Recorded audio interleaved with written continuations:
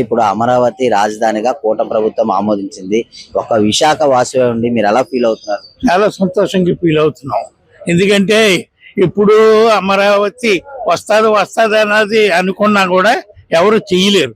ఆ చంద్రబాబు నాయుడు పార్టీ అన్నది పక్కన పెట్టి ఆంధ్రుడు ఉండి ఖచ్చితంగా అమరావతిని రాజధానిగా చేసినందుకు చాలా సంతోషిస్తున్నాం. సార్, మరి జగన్మోహన్ రెడ్డి దీన్ని ఆమోదించట్లేదు, 3 రాజధానులు అన్నాడు గతంలోని. ఇప్పుడు ఏమొచ్చి రాజధాని అవసరం లేదు అంటున్నాడు, దేశానికే రాజధాని ఉండాలి, రాష్ట్రానికి రాజధాని లేదు అంటున్నాడు. అసలు ఎందుకు ఇలాంటి మాటలు అంటున్నాడు? అది కాదండి, ఏదో పిచ్చోడు ఏదో మాట్లాడతాడంట. అలాగా ఆయనకి పదవి లేదు, పదవి లేని దాని మీద ఏదో ఒకటి మాట్లాడాలి అంతే తప్ప పదవి ఉన్నది ఆయన ఏం చేయగలిగాడా?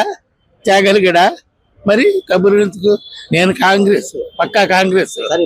అమరావతి రాజధాని రావడం వల్ల ఒక పక్క గుంటూరు గాని, ఒక పక్క విజయవాడ, ఇవన్నీ చుట్టుపక్కల ప్రాంతాలన్నీ అన్ని కూడా అభివృద్ధి అవుతుంది. ఆంధ్రాకి అందుబాటులో ఉంటుంది అందరికీ కూడా. సో చాలా మంచి పని చేసాడు. పార్టీ అంటూ పక్కన పెట్టిన ప్రజల కోసం పనిచేసే వ్యక్తిగా ఆయన గుర్తింపు ఉంది. విశాఖపట్నంలో కూడా అనేక రకాల కంపెనీలు వస్తున్నాయి. గూగుల్ డేటా సెంటర్ గానీ, అనకాపల్లిలోని స్టీల్ ప్లాంట్ గానీ, ఇలాంటివన్నీ నారా లోకేష్ గారు తీసుకొని వస్తున్నారు. ఎలా అనిపిస్తుంది? పని చేసేవాడిని విమర్శిస్తారు, పని చేయడం తెలియనాడికి అది ఏం చేయాలో అర్థం కాదు. చేసేవాడిని అలాగే విమర్శిస్తారు.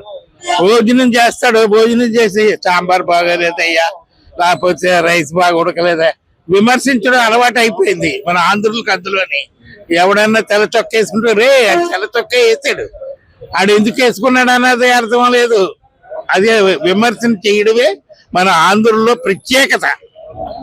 బాగున్నోడిని చెడగొట్టాడు, ఆడేమో ఇది చేసాడు అని చెప్పడమే తప్ప చంద్రబాబు గారి మీద ఒక నమ్మకం అనేది ఏర్పడింది. ఏడు పార్టీ అయితేనా మాట ఇచ్చాడంటే మాట నిలబెట్టుకున్నాడండి.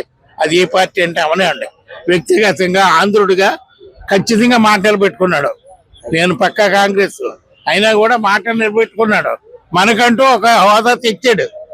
లేకపోతే రాయలసీమ మాది, లాలి మాది అని చెప్పేవాడు. ఇలా మనకు రాష్ట్రం గుర్తింపుకి తెచ్చాడు చంద్రబాబు నాయుడు.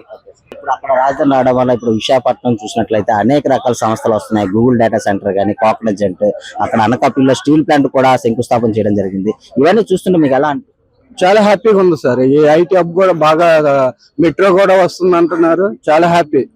అంటే ఒక విశాఖపట్నం కాకుండా కర్నూలు, చిత్తూరు, తిరుపతి ఇవన్నీ కూడా డెవలప్ అవుతుంది. ఇక్కడ రాజధాని ఉండడం వల్ల కరెక్ట్ అంటారా?